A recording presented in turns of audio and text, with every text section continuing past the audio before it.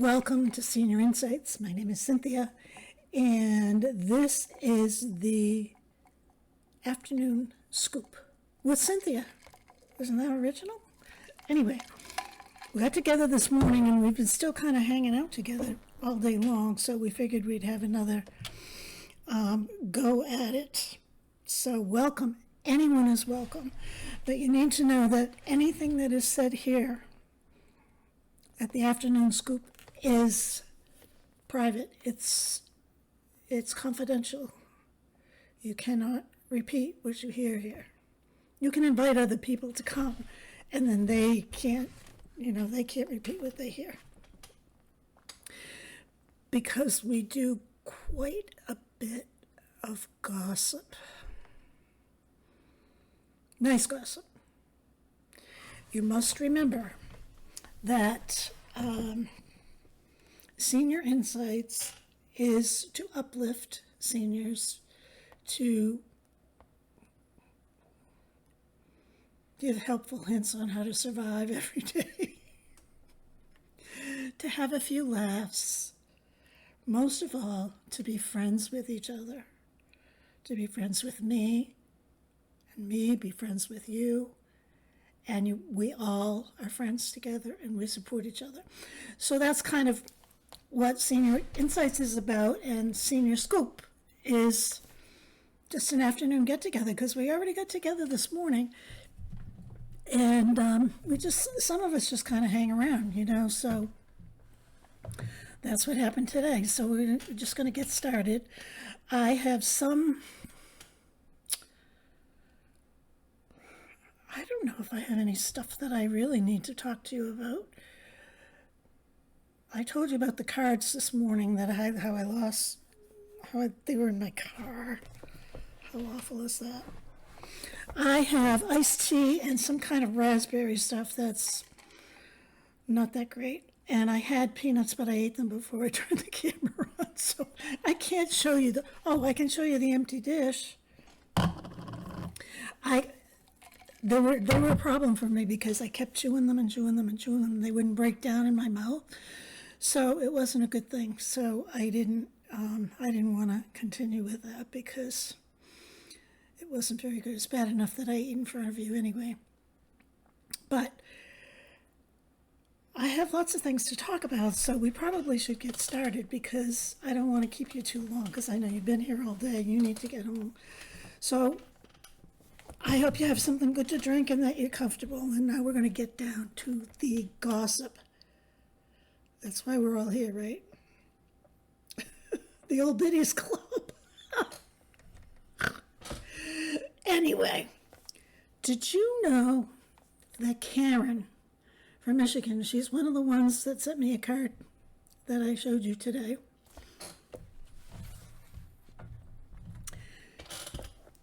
She is still using Christmas stamps.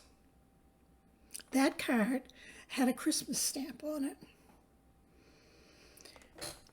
She mustn't have a clue that it's the beginning of July, middle of July, and she's still using Christmas stamps. You know what else? She doesn't do any crafts. None. She doesn't crochet. She doesn't knit. She doesn't quilt. What else doesn't she do? Well, those are the basic things. She just doesn't do crafts. Now, it's obvious to me that she didn't listen to all the videos that I've talked about how important it is to have something like a craft or a hobby to do to occupy your time and to keep your mind straight. But no, she's still using Christmas stamps. Moving on. Don't tell her I told you that. She's probably in the back.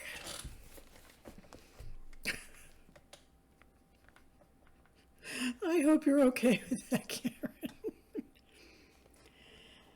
And then there's Dina. She's from Montana. She's the one I told you she invited me to come out to Montana. I think that's the one. I probably messed up on that too. But do you know, she is a subscriber to this channel, Senior Insights, and she's only 60 years old. She's a baby. She's infiltrating.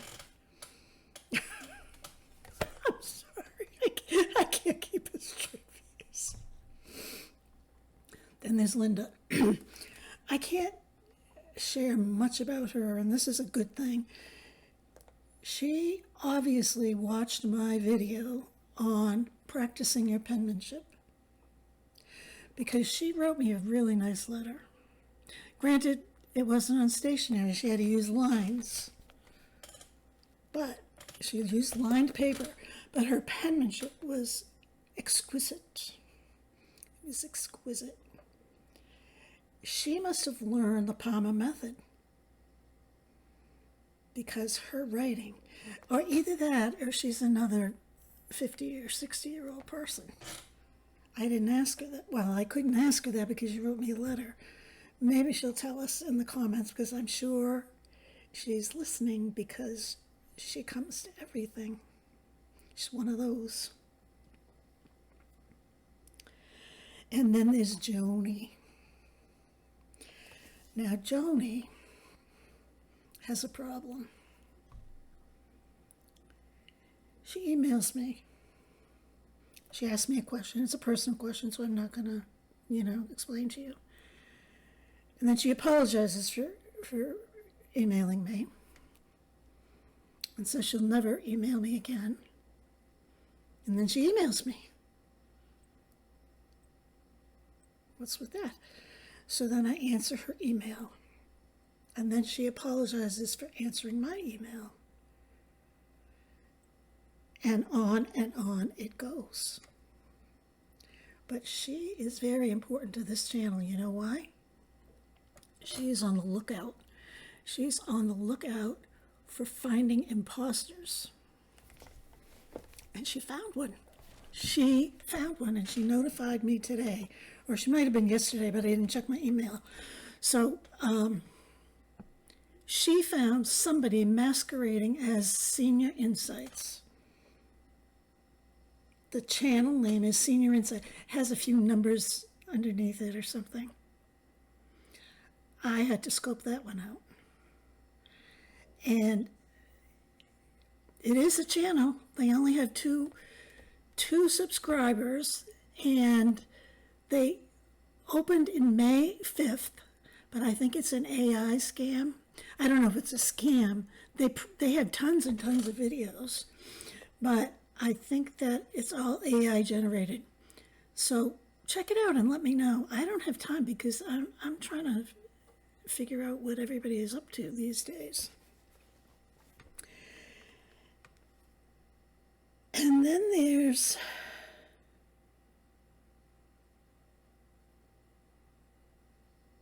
I don't know what I was going to say about that. Anyway, my friend Anne, well, I talked to her last night. I talked to her just about every single day. And I asked her how her garden was. She said her garden is great. And I said, well, you have a job to do. You need to go out and you need to do a video of your garden so that I can show the subscribers here. I have to pause this because Quinn wants to come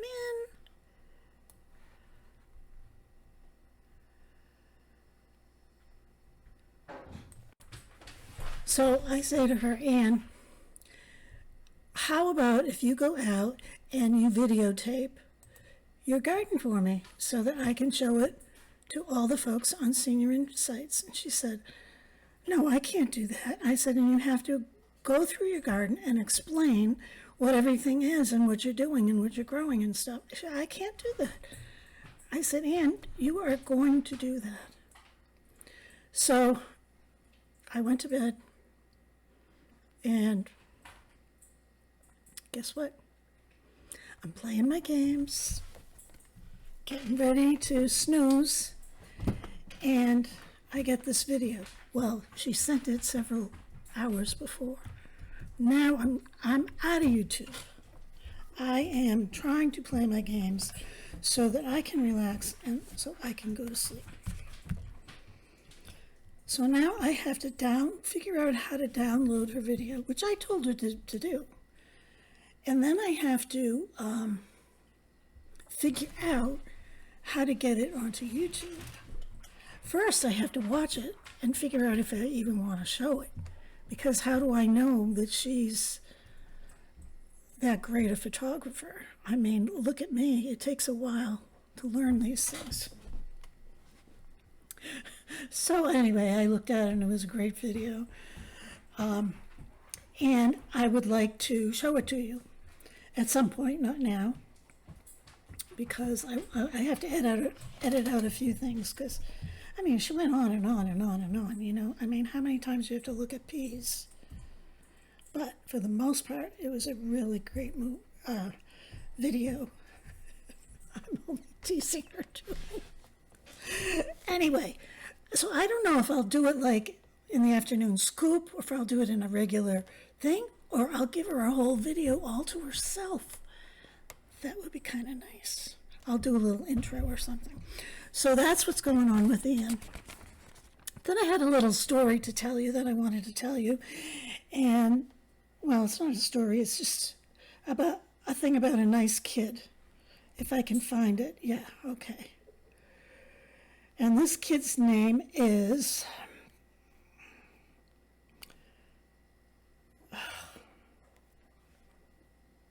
I had it all set up here.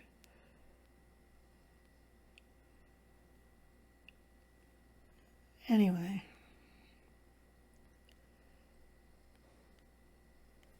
Hang in there, folks.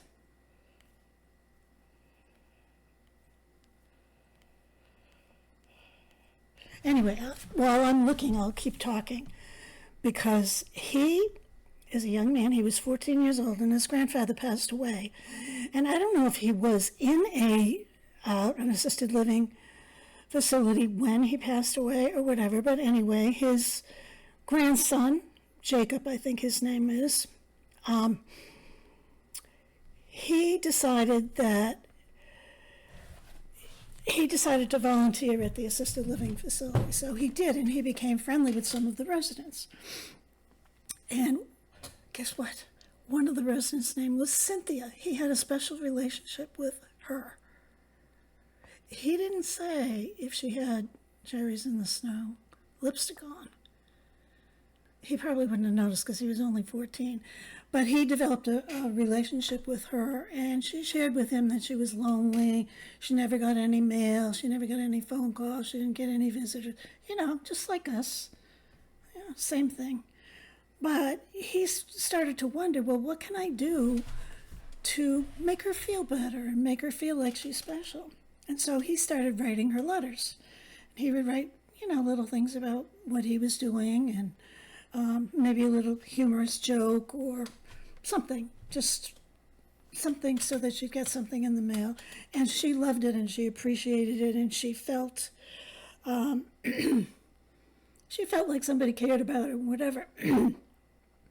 So Jacob, he realized that so many people, especially in assisted living and nursing homes and whatever, are lonely.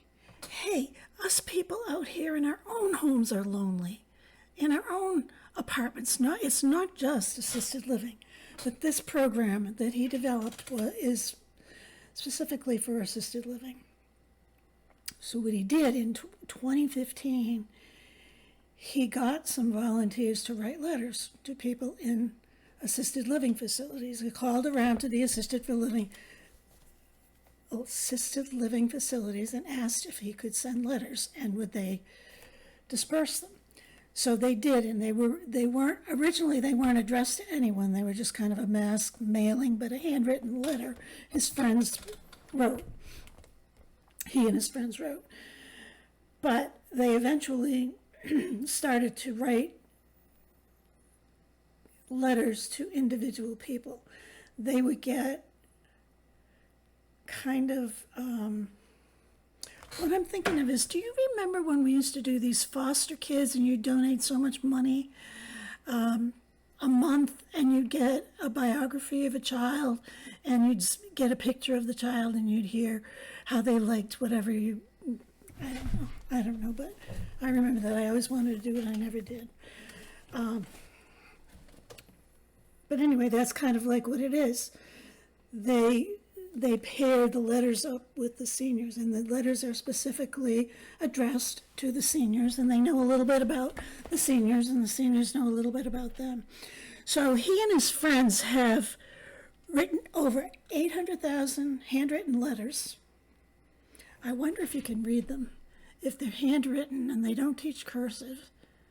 Well, they might have taught cursive in 2012.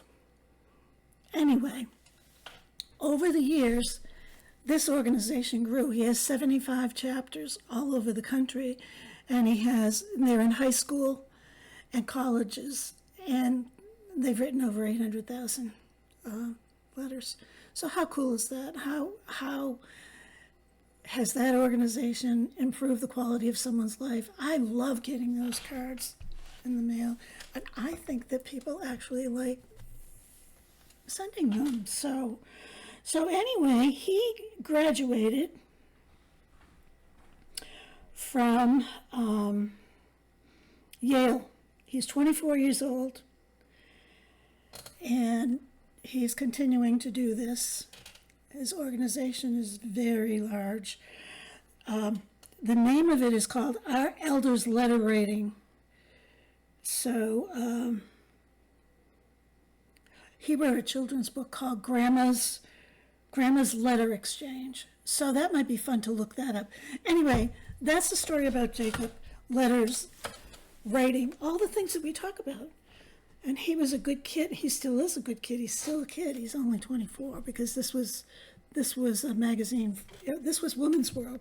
So if you want to read the whole article, just go to Woman's World, and it's there. Now, I have to take a deep breath. Anyway, the next bit of gossip is, who did you go to in the 60s and maybe the 70s when your family had a problem? The husband was cheating on the wife, or the wife spent too much money, or the kids were misbehaving. You wrote to Dear Abby or Ann Landers, right? Or your parents did. Because we're such a wide range, I don't know how much, we were involved with that or not. I don't know, and I don't really care. The object of this thing is to talk about Ann Landers and Abby Van Buren. Dear Abby, did you know, I bet you know on some level, that they were identical twins? Now, I knew sort of that they were sisters. I didn't know they were twins. They were born 17 minutes apart, in case you needed to know. And where were they born? They were born in, I don't know where they were born.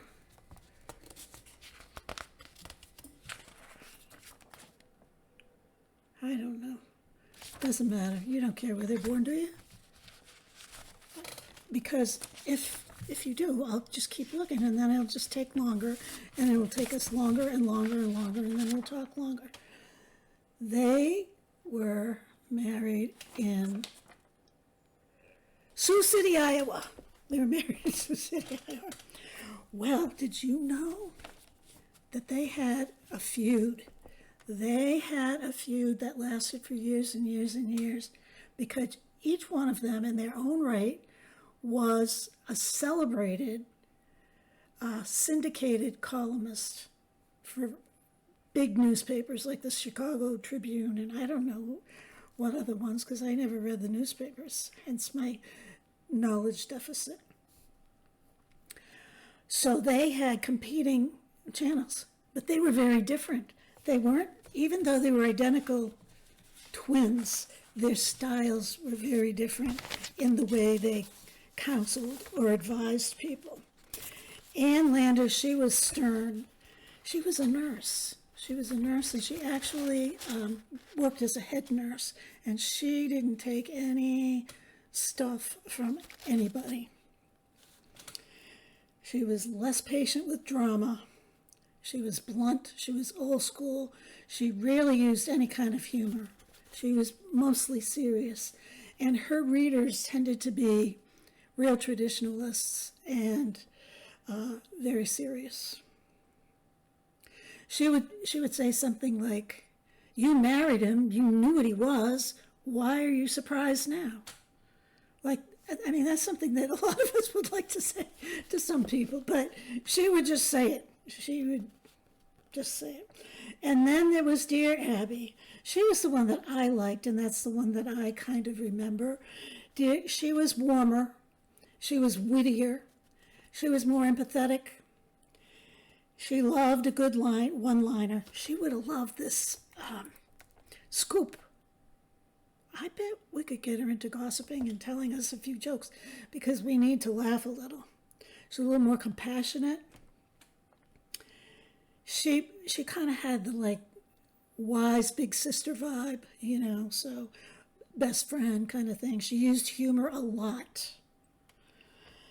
And she had a broader appeal, probably because of that. Anyway, they feuded and they feuded and they feuded. And their answers were very different to the question. It would have been fun to ask the same question to each of the sisters. But I don't know if anyone ever did that, but they would get different answers or a different twist on them. I'm not sure how many years they did it, but they did it for a long, long time. And it was kind of a fun thing. I remember a newspaper cutout of them on the refrigerator, of Dear Abby on the refrigerator. Like I said, I remember Dear Abby a lot more than Ann Landers, but they were the same time period. I probably remember Dear Abby because I liked the name, for one thing. She would like the afternoon scoop even, the name. And I don't know, but I just feel like I liked her better. So anyway, after many, many, many years, they buried the hatchet and they tolerated each other and respected each other a little bit more, respected each other's accomplishments. So I think that I'm going to throw you all out now because we've been here for a long time. This morning, this afternoon, my voice is going. I only want to gossip a little bit, but I'll have some more for tomorrow. You rest assured I will have some more juicy tidbits. And remember, what happens here stays here. Okay? I will see you tomorrow. Bring your coffee. Some of you are slacking. You're not bringing muffins. And then I'll see you again tomorrow afternoon. So thank you so much for coming, and I love you all.